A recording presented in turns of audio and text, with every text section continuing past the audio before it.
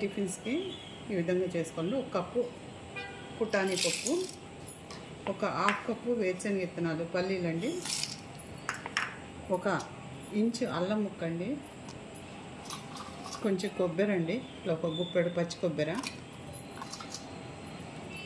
4 పచ్చిమిర్చి అండి.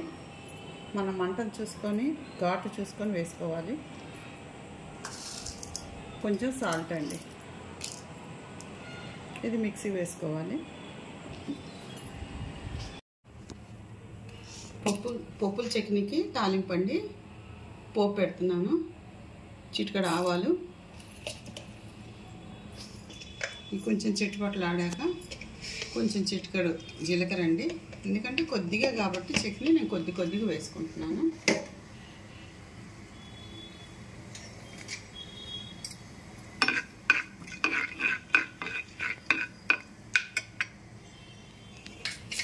పోపు దినుసులండి,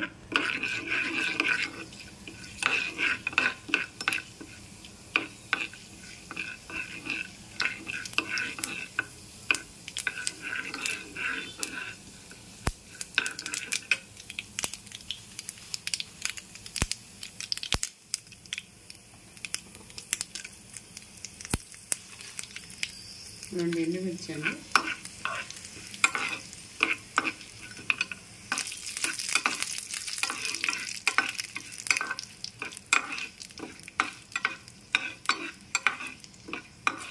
ఈ విధంగా తాలింపు పెట్టుకోవాలండి పప్పుల చట్నీకి. ఈ విధంగా మెత్తగా గ్రైండ్ చేసుకున్నానండి పప్పుల్ని, పచ్చిమిరపకాయలు, కొబ్బరి, అన్ని అల్లము. దీన్ని ఒక బౌల్లోకి వేసుకుంటున్నాను. ఈ విధంగా అంతా ఒక గిన్నెలో వేసుకున్నాక ఈ పోపునంతా గిన్నెలోకి తీసుకుంటున్నానండి. పోపు ఎప్పుడైనా ఆరిపోవాలండి, వేడివేడిగా వేయకూడదు చట్నీలో. పోపు అంతా ఆరిపోయాక ఆ పోపుని మనం ఇలా వేసుకోవాలి. వేసుకొని సర్వ్ చేసుకోవాలండి. ఇది ఇడ్లీలో కానీ, అట్టులోకి, దోశలోకి కానీ, ఏ స్నాక్స్ పచ్చడిలోకి కానీ దేంట్లోకైనా బాగుంటుందండి. ఇది ఒకసారి చేసుకోండి. ఈ చట్నీ అండి ఏ టిఫిన్లోకైనా బాగుంటుంది.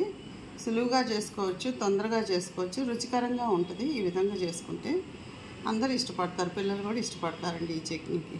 ఒకసారి చేసుకొని చూసి మమ్మల్ని తప్పకుండా సబ్స్క్రైబ్ చేయండి, మర్చిపోకండి.